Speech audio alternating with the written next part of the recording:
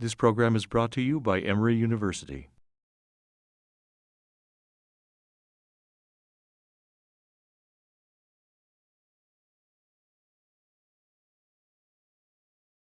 My name is Michelle Stack, and I'm an associate professor at the University of British Columbia in the Faculty of Education, and I work specifically in the area of educational administration and leadership.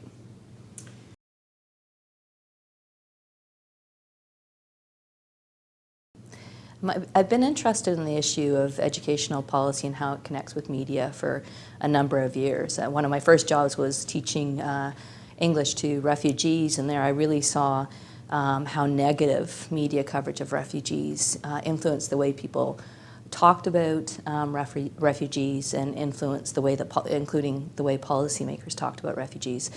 Then I was an advisor for a Minister of Education in BC, and later communications director for an office that investigated child deaths. And I really saw quite a connection between media and educational policy. And after I finished that work, I did a dissertation looking at how young people, particularly young people with mental health issues, were represented by media. When I started my PhD, I looked through all the textbooks on policy thinking, okay, this is where I'm going to be enlightened on how this connection between policy and media works, and I couldn't find anything. This was, I guess in the late 90s that I was looking, and so that fascinated me because I thought, well, this seems to be so important. I mean, governments have large media relation shops. Media rely on government for much of its news coverage. So more recently I've done a study where I interviewed mainly retired senior politicians in a Canadian context and journalists to look more at what is the connection between educational policy and media.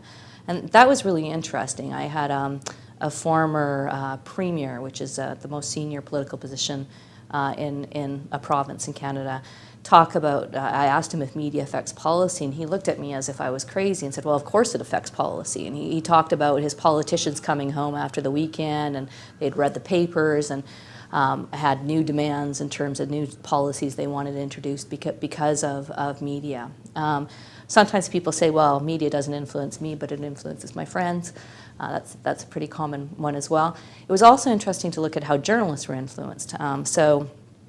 Journalists that had negative experiences in school themselves and how that sometimes influenced them, as well as the news coverage they saw on education, which they then often repeated. And so it has a really, I think, central role in terms of policy, and has a really central role in terms of what we think of as common sense policies, or the parameters of policy. So if constantly you're reading taxes are bad, that becomes part of the public conversation. Whereas if there's an article saying, well, we need taxes so that we can have universal quality education for all children, that's a different kind of debate. And it's up to the media, I think, to provide a range of frames so we can have those kind of discussions.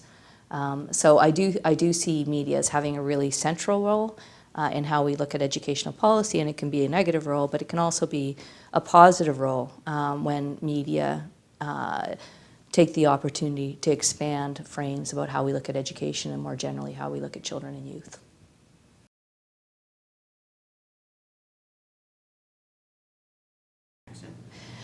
I see a really central connection between how people are represented or not represented and social justice. So I don't think we can talk about inclusion of children and or talk about exclusion without talking about representation. So if we only see children or youth in certain ways in the media, I think that affects policy. There was an interesting study done, it was quite a while ago now, but what the researchers found was that when they asked people about youth crime, they way overestimated youth crime. And when they were asked if they had personal experiences, most of the research participants said no, they had really good experiences with youth. Yet, even though they had good experiences with youth, the media coverage of youth trumped their understanding of youth crime. And I think that that's really serious, because if people think something's a problem, then they're more likely to support really regressive policy solutions that criminalize, that hurt young people. So I see a really, really big connection.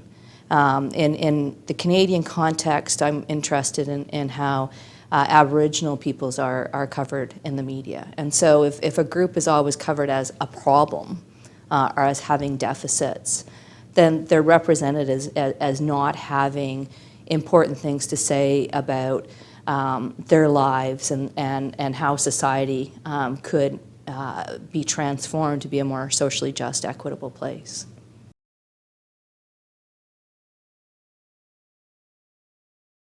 I'm really excited about some of the work around vulnerability and looking at how we get beyond categories of people. I think that when we talk about some groups as troubled and troublesome, we stigmatize them, and providing help is something that is seen as something that's charitable rather than a right of all individuals. What I think vulnerability does is say, well, we're all vulnerable. I mean, it's inevitable. But we have a responsibility to each other to have resources that build resiliency. So I think that's really important, because to look at all of us as having a responsibility and a connection to each other in a positive way. A recent study that I'm looking at right now is around a really tragic death of a young girl. She killed herself after being bullied, and released the video she created went viral after her death about being bullied. And my concern around how it was covered is, again, children were covered as troubled and troublesome. And there was nothing about the adults. It was like these youth were on some Lord of the Flies island, and we didn't hear what sorts of supports were youth getting. Why were youth being bullied, but also bullying? Often children that bully are bullied themselves. And so it was, to me, it was almost like a distraction in terms of the way the coverage was done, from looking at what are things we're not doing for young people. And not just education, but housing, but also relationships of care and trust, and working together, that I think a vulnerability framework addresses.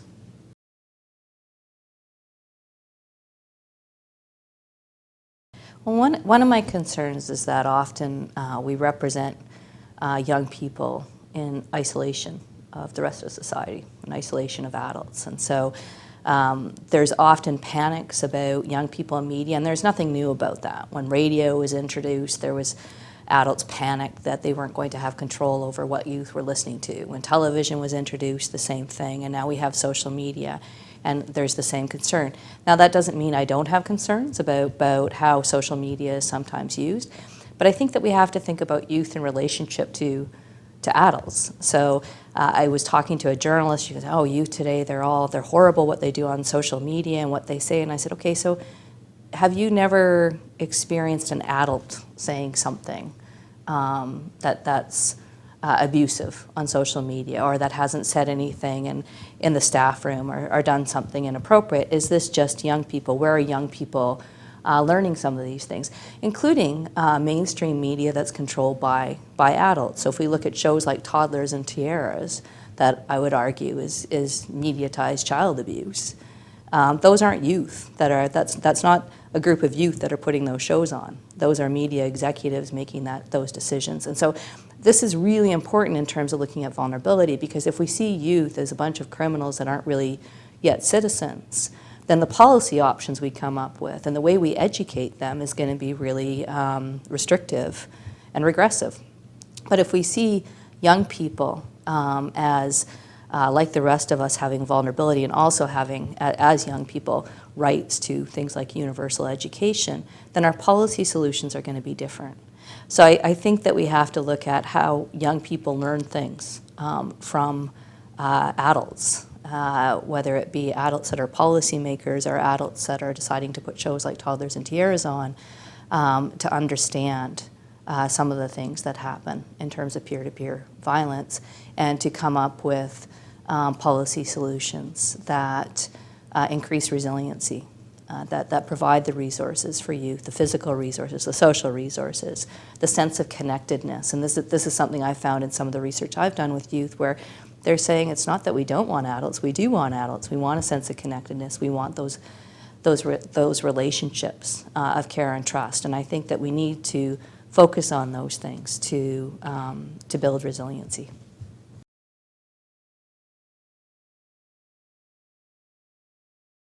Well, there was a few things. One, I heard Dr. Feynman speak, and it was refreshing to hear an academic talk about the role of the state. I think that in academia, we sometimes talk about the state as if the state's the same everywhere, and that's really problematic. So I'm from Canada. We have universal health care. I like universal health care. And I like universal education. So I want to fight for a state that provides for those things and sees those things as universals. So if I just talk about the state as if they're all the same, then I think what I do is I participate in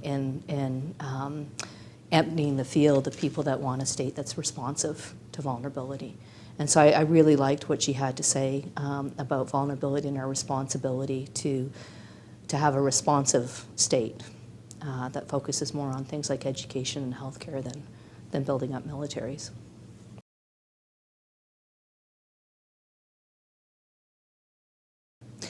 Had some really interesting conversations. Emory's been a very welcoming place to me in the time I've been here.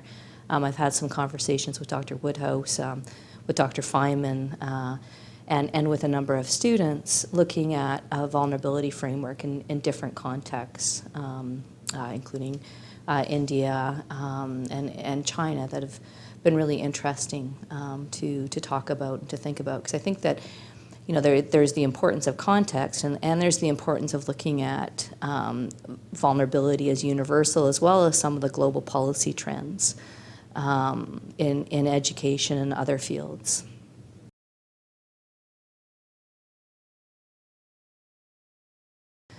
I'm really interested in looking at how vulnerability could be used at a governmental level, and how academics might be part of that. So how, for example, academics might work collectively to say to a government that says, okay, we care about children and making sure that children have all the services they need, is to take that apart and say, okay, well, what does that mean? What does that mean in terms of providing services? And how, as academics, might we be part of assessing that, of whether it's audits or other means, to look at how government is performing on its commitments to children, to youth, to families, to everyone.